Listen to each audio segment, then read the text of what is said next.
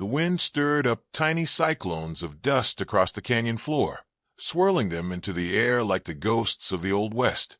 Tessa crouched on a rocky ledge overlooking the basin, her binoculars gripped so tightly that the leather strap bit into her wrist. Her breath hitched as she adjusted the focus. There, just beyond the low ridge of juniper and sagebrush, a shadow moved. The Mustang emerged into the clearing with the quiet command of a king returning to a lost throne. His coat was black as a moonless night, his mane long and tangled, glinting like raven feathers in the slanted sunlight. Each movement of his muscles rippled beneath his hide like water over stone. Tessa could almost feel the beat of his hooves in her chest, even though he was still distant. He was here again, the same one, the one that had gotten away. She exhaled slowly and lowered the binoculars. Caleb sat behind her, cross-legged on a cooler, idly chewing sunflower seeds. His hat was too big for his head, and his boots too clean to belong to someone who'd spent his life on a ranch. But that was Caleb, 17, sharp-tongued and loyal to a fault. "See him?" he asked, not bothering to look up. Tessa nodded. "Same one. Same scar above the eye." "You're sure?" "Might just be another black." "It's him." She didn't need to explain how she knew. She'd seen hundreds of wild horses in her life, but none like this one. There was something in his eyes, the way he watched, like he understood more than he should. Months ago, he had stood within 20 feet of her in a thunderstorm, completely still as the sky tore itself apart. She had whispered to him then, half in desperation, and he had listened, before bolting, breaking the corral, and disappearing into the wilderness. Tessa had never told Caleb what she felt in that moment, but it hadn't left her. It wasn't just a failed attempt to catch a wild horse. It was unfinished business. "Think he'll come close again?" Caleb asked. Tessa stood, brushing dust from her jeans. "He's not just wandering. He's watching us." Caleb rolled his eyes. "Right. Like a horse has a personal vendetta." She didn't argue. He wouldn't understand. The Mustang wasn't just a goal anymore. He was a question that refused to be answered. Back at the ranch, the place looked even more rundown than it had the week before. Paint peeled from the barn doors. Fencing sagged. One of the troughs had cracked during the last freeze and was now filled with nothing but dry leaves. There were only 3 horses left, rescues that hadn't sold or weren't fit for rehoming. Tessa had tried her best to keep the place afloat after their father died, but effort didn't pay the bills. Caleb hopped off the ATV and walked toward the trailer. "The feed delivery's late again. Should I call Gary?" "No," Tessa said. "I'll deal with it tomorrow." "Tomorrow's not going to fix the bank account." She didn't respond. He was right, but they'd gone in circles about it too many times. The Mustang was her only plan now. Catch him, train him, sell him. The right buyer would pay thousands for a wild horse with that kind of presence. Enough to pay off the loan and keep the ranch a little longer. She pulled open the barn door and was greeted by the quiet, shuffling sounds of the remaining horses. Old Joe sat inside on an overturned bucket, rubbing liniment into his knee. His face was a road map of decades spent under sun and grit. "You been watching the ridge?" he asked without looking up. Tessa nodded. "He's back." Joe grunted. "That one's got the devil's mind.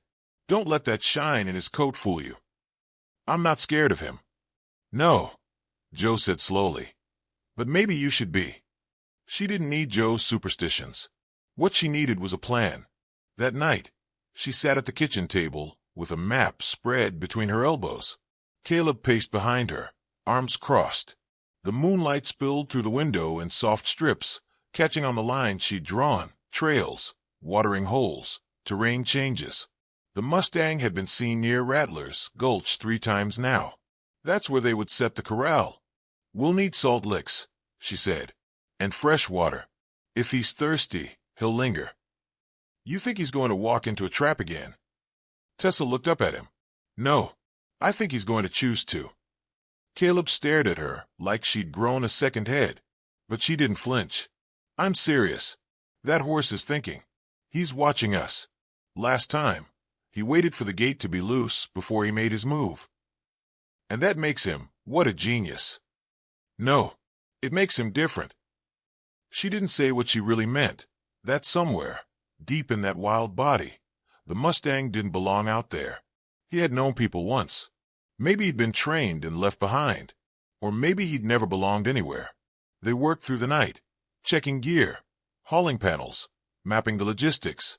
Caleb finally gave in to exhaustion and crashed on the couch, but Tessa stayed up. She kept thinking about the Mustang's eyes, how they locked onto hers through the dust and wind. The next morning, they set the trap. It wasn't like the last time. This one was quieter, smarter. They built it into the landscape, disguising the metal fencing with branches and earth. They placed the salt and water in a clear line of sight from the nearby hills, where she'd set up surveillance. Old Joe watched them work, leaning on his cane. "Don't wait too long," he said as Tessa checked the latch on the gate. "If he wants to go, you let him. I'll hold him this time." Joe shook his head, but said nothing else. By sunset, they were hidden, waiting. The light turned golden, then pink, then violet. Coyotes howled in the distance. Tessa didn't blink. Her hands trembled again, just like before. She tried to steady them, to slow her breathing. Then she saw him. The Mustang stepped over the ridge, like a shadow peeling away from the rocks. He moved slowly, deliberately, toward the trap. Tessa gripped the binoculars and whispered, "Come on." He sniffed the air, took one step, then another. Caleb leaned closer. "He's walking straight in." Tessa didn't answer. Her mouth was dry. Ash, she'd already decided to call him that, paused at the gate, ears twitching. The wind rustled his mane. He looked straight at the hilltop, where Tessa sat motionless. And then, impossibly, he stepped inside. Her heart pounded. She waited. He walked farther in. The sensor clicked. The latch dropped. The gate closed. Ash turned his head but didn't flinch. He stood calmly inside the trap, looking toward the hill like he knew she was there. Caleb exhaled. "He let us catch him." Tessa stood, staring down at the black figure silhouetted against the twilight. "No," she said softly. Ash shifted in his stall. "He's testing us." Laid down in the straw. The sky darkened. A sign of trust the temperature dropped. Hadn't seen since his capture. As she watched him rest, she felt the thoughts settled. It was the beginning of something neither of them understood. This wasn't just about saving the ranch what Ash wanted from her. It was about reclaiming something they both thought was lost. For a reason. And the hardest part was still ahead. Ash didn't fight the rope. He stood in the center of the makeshift corral, head held high, unmoving. His black coat shimmered in the morning sun, but his eyes remained fixed on Tessa as she approached, like he had already calculated her intentions and chose not to resist. Not out of fear, not out of trust. Something else entirely. Challenge, maybe. Or curiosity. Tessa moved slow, the rope coiled in her hands, boots crunching on gravel. She didn't speak. Not yet. No sudden gestures, no reaching out. She needed him to accept her presence before anything else could begin. From the other side of the fence, Caleb watched, arms slung over the top rail.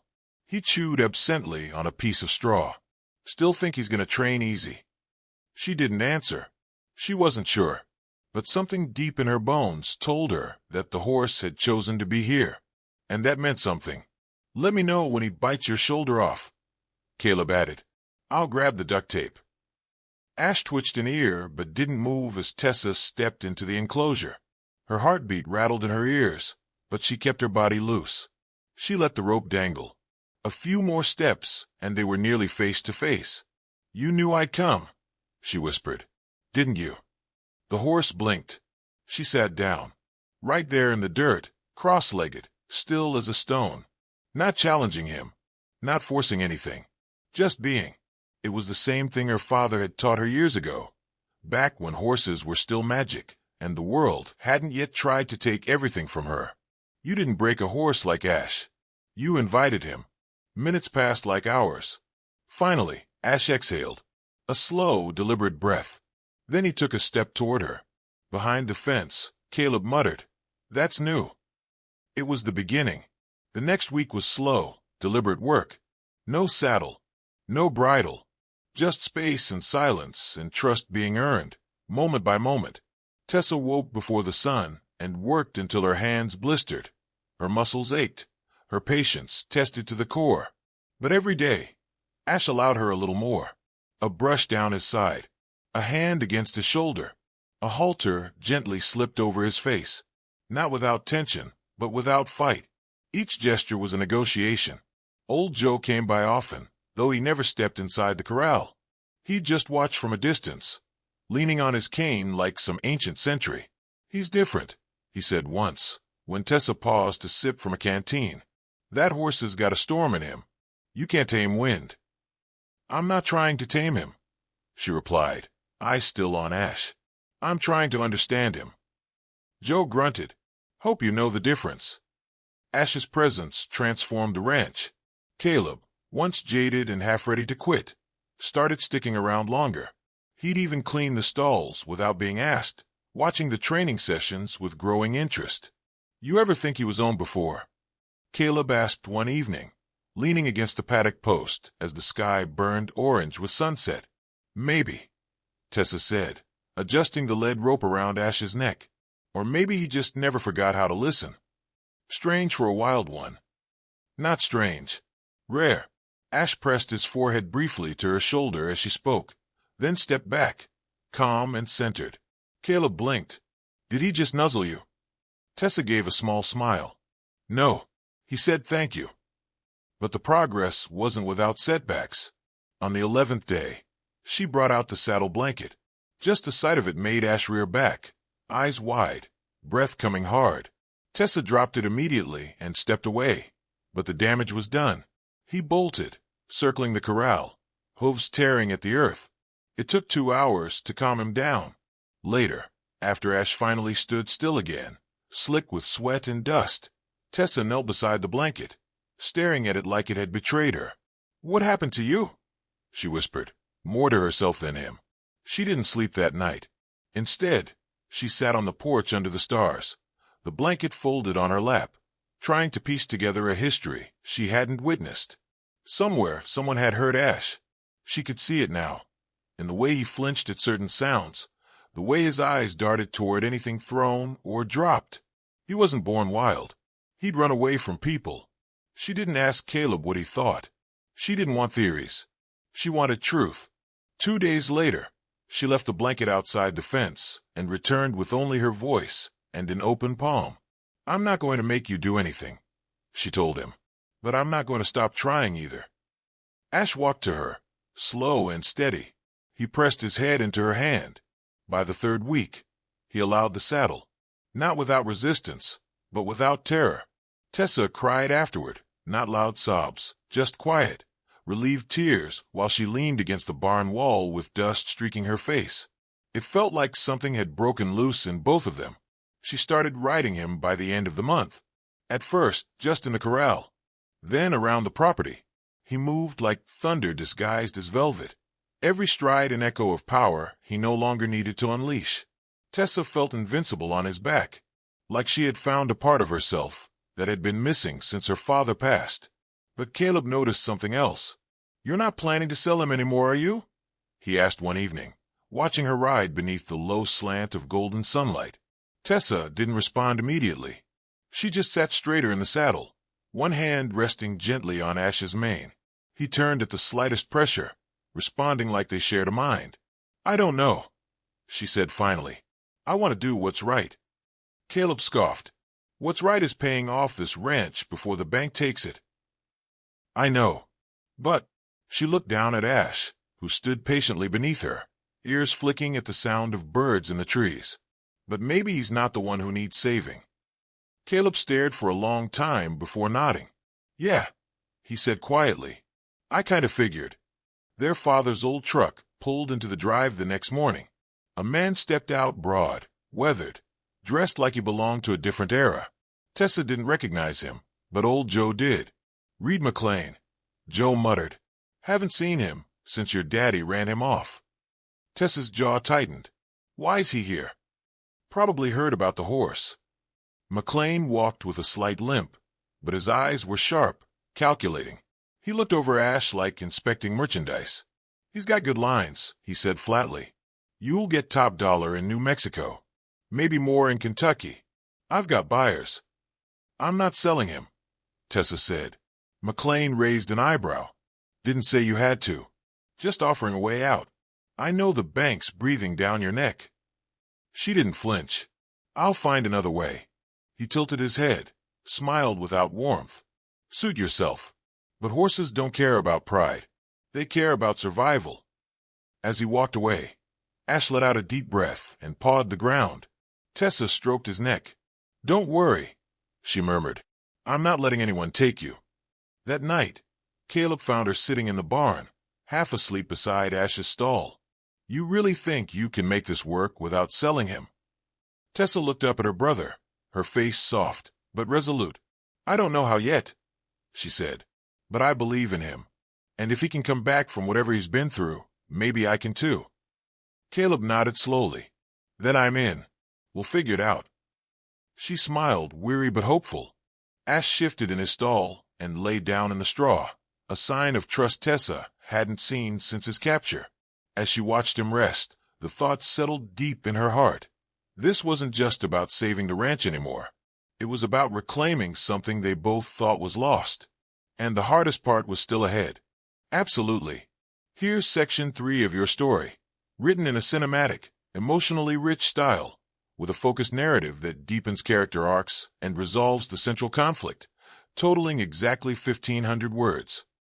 The morning mist rolled over the hills like slow-moving waves, softening the edges of fences, trees, and broken dreams. Tessa stood by the paddock fence, her hand resting on the worn wood, eyes tracking Ash as he trotted across the field. There was no halter on him today, no bridle, no rope, just freedom and the unspoken bond that had formed between them over weeks of sweat, bruises, and breathless hope.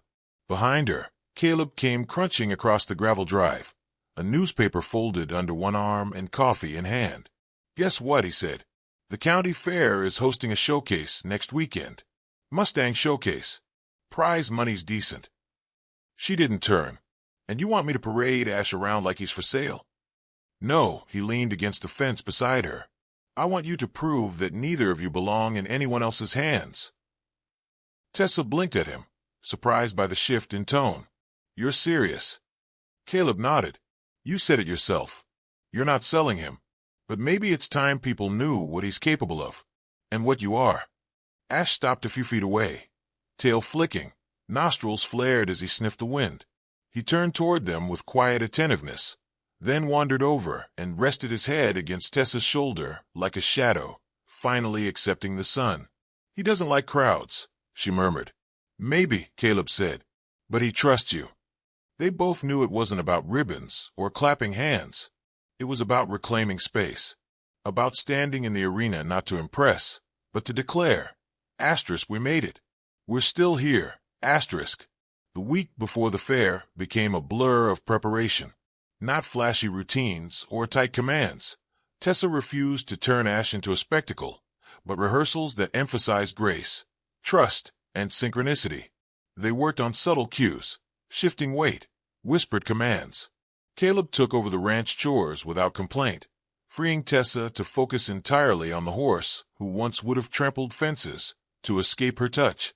Old Joe, too, showed up more often. He never said much, but his presence lingered like the steady hum of something ancient, watching, nodding now and then as if silently acknowledging the quiet miracle unfolding. The night before the showcase, Tessa lay awake in the hayloft, Ash's steady breath rising from the stall below. She watched the stars through a gap in the roof, remembering a time when she'd sleep here as a child, dreaming of wild horses and fairy tale endings.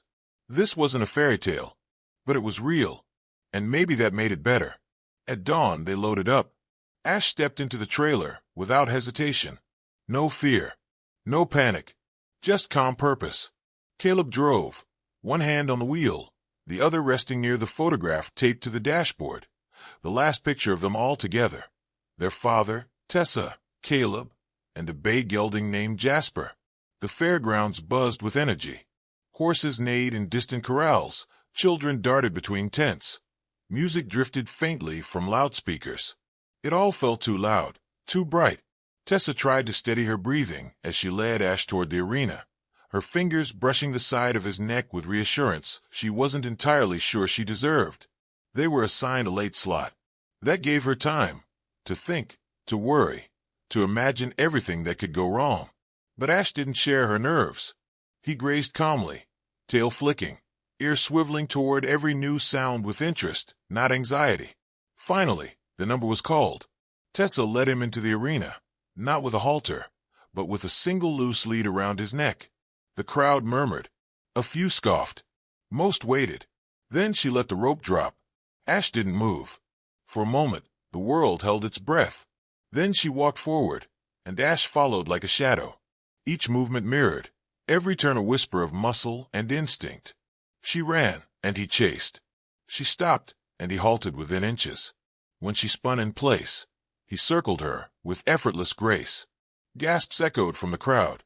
Somewhere someone whispered, "He's not trained, he's connected." Then came the moment she hadn't rehearsed. She backed up 15 paces, turned away, and stood still. Ash didn't hesitate. He trotted to her, slow and sure, and lowered his head, so his nose touched her palm. The applause came like rain, soft at first, then heavy and unrelenting. But Tessa didn't smile for the crowd. She smiled because, in that moment, she felt seen. Not by strangers, by the horse who had every reason to reject the world and chose, instead, to stand beside her. Outside the arena, Caleb met her with red eyes and a shaky breath. "You did it," he whispered. "No," she said, resting her head against Ash's cheek. We did. They didn't win first place. That went to a flashy act involving fire hoops and synchronized rearing. But they took home something else. A judge approached them afterward, notepad in hand, and said, "I've never seen anything like that. If you ever decide to tour, people would pay to witness what you two have." Tessa thanked him but shook her head. "He's not for show. He's home." On the drive back, the sky turned a deep amber. The fields rolled past like a dream she could finally touch. Ash stood calmly in the trailer, even as the truck bounced over familiar backroads. But peace doesn't last long when old debts still loom.